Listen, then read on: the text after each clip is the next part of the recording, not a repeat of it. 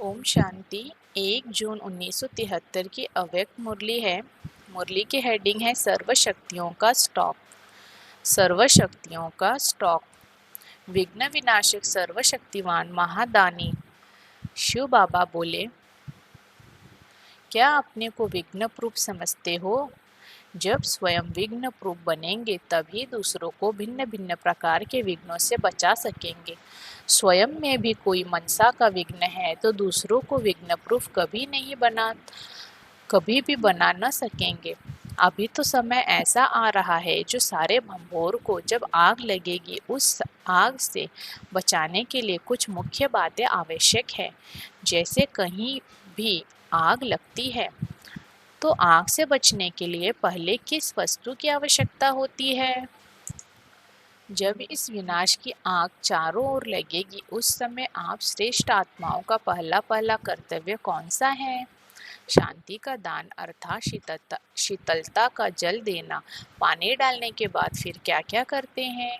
जिसको जो कुछ आवश्यकता होती है वह उनकी आवश्यकताएं पूर्ण करते हैं। किसी को आराम चाहिए, किसी को ठिकाना चाहिए, मतलब जिसकी जैसी आवश्यकता होती है वह पूरी करते हैं। आप लोगों को कौन सी आवश्यकताएं पूर्ण करनी पड़ेगी वह जानते हो? उस समय हर एक को अलग अलग शक्ति की आवश्यकता होगी। किसी को सहन शक्ति की आवश्यकता, किसी को समेटने की शक्ति की आवश्यकता, किसी को निर्णय करने की शक्ति की आवश्यकता और किसी को अपने आप को परखने की शक्ति की आवश्यकता होगी।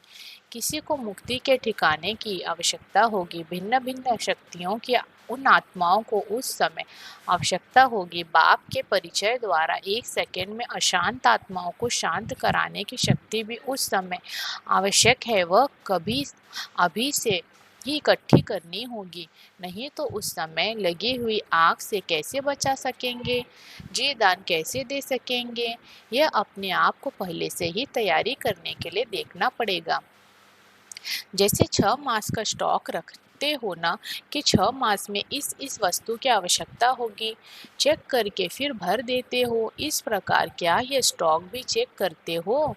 सारे विश्व की सभी आत्माओं को शक्ति का दान देना पड़ेगा। इतना स्टॉक जमा किया है जो स्वयं भी अपने को शक्ति के आधार से चला सके और दूसरों को भी शक्ति दे सके, ताकि कोई भी वंचित न रहे। अगर अपने पास शक्तियाँ जमा नहीं है और एक भी आत्मा वंचित रह गई तो इसका बोझा किस पर होगा जो निमित्त बनी हुई है। सदैव अपनी हर शक्ति का स्टॉक चेक करो। जिसके पास सर्व शक्तियों का स्टॉक जमा है वही मुख्य गाए जाते हैं। जैसे स्टॉक दिखाते हैं उनमें भी नंबरवार, जैसे स्टार्स दिखाए जाते हैं उनमें भी नंबरवार होते हैं। जिनके पास स्टॉक जमा है वही लकी स्टार्स के रूप में चमकते हुए विश्व के आत्माओं के बीच नजर आएंगे। तो यह चेकिंग करनी है कि क्या सर्वशक्तियों का स्टॉक है। महारथियों का हर संकल्प पर पहले से ही अटेंशन रहता है। महारथियों के चेक करने की रूपरेखा ही न्यारी है। योग की शक्ति होने के कारण ऑटोमेटिकली युक्ति युक्त संकल्प, बोल और कर्म होंगे। अभी यह नेचुरल रूप हो गया है। महारथियों के चेकिंग का रूप ही भी यह है। सर्व शक्तियों में किस शक्ति का कितना स्टॉक जमा है, उस जमा किए हुए स्टॉक से कितनी आत्माओं का कल्याण कर सकते हैं। जैसे स्थूल स्टॉक की देख रेख करना और जमा करना यह ड्यूटी है, वैसे ही सर्व शक्तियों के स्टॉक जमा करने की भी जिम्मेवारी है। यह होता है ऑलराउंडर का हर चीज के स्टॉक की आवश्यकता प्रमाण जमा करना।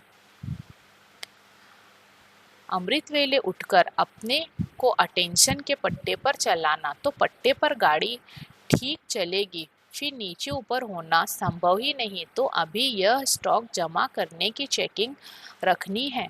सारे विश्व को जिम्मेवारी तुम बच्चों पर है। सारे विश्व की जिम्मेवारी तुम बच्चों पर है, सिर्फ भारत की नहीं। महारथियों का हर कर्म महान होना चाहिए। किससे?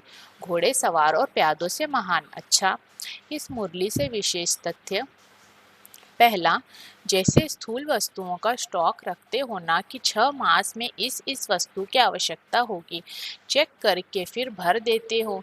इसी प्रकार शक्तियों का स्टॉक भी चेक करते रहो। इतना स्टॉक जमा हो जो स्वयं भी अपने को शक्ति के आधार से चला सके और दूसरों को भी शक्ति दे सके।